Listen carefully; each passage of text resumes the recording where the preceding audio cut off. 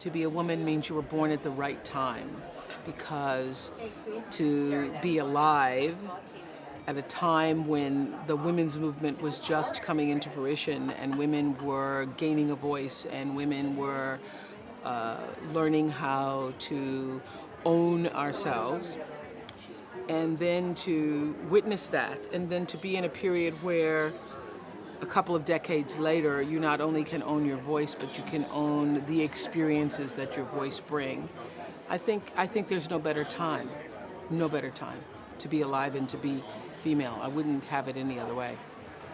You know, everybody knows my story of growing up, of being, an underprivileged, not having the resources and not having the opportunities that I could see other kids having, and also see on television that there was another way of life, and reading in books that there was another way of being in the world.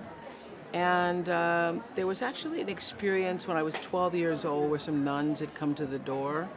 My family was poor, and it was Christmas, and we weren't going to have Christmas.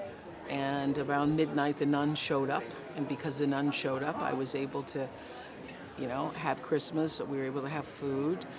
That experience, not even the toy that they brought for me, which was a Tammy doll, not even the turkey, but the experience of knowing that there were people who didn't even know me that at midnight would be out going door to door, or would choose my house and come to see me and my family, really changed me forever, had a lasting impact upon me.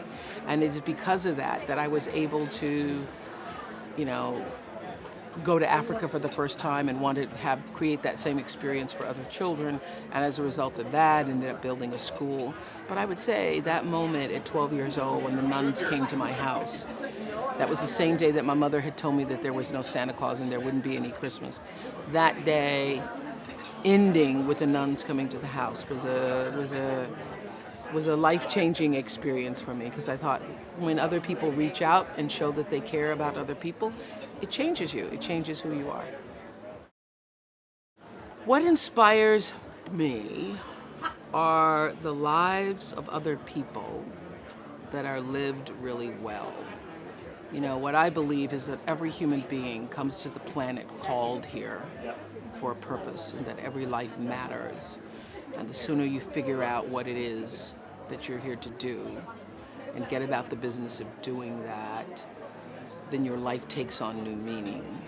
And so when I see people who have figured that out and are not just walking blindly through the world, but have figured out, I am here, I am supposed to be here, and this is what I'm supposed to do, that inspires me. Everybody has their way in. Everybody has their thing, their gift, their charge, their juice, their passion. And for me, it's storytelling. And it's storytelling because from the time that I was a little girl growing up, sitting on the porch in Mississippi, my grandmother would tell me stories. She would read me stories from the Bible. I learned how to read by reading Bible stories. So telling stories has been the essence of what I knew. Being able to, through in stories, show the best of people's lives so that people could see themselves in other people's stories, that's what I do.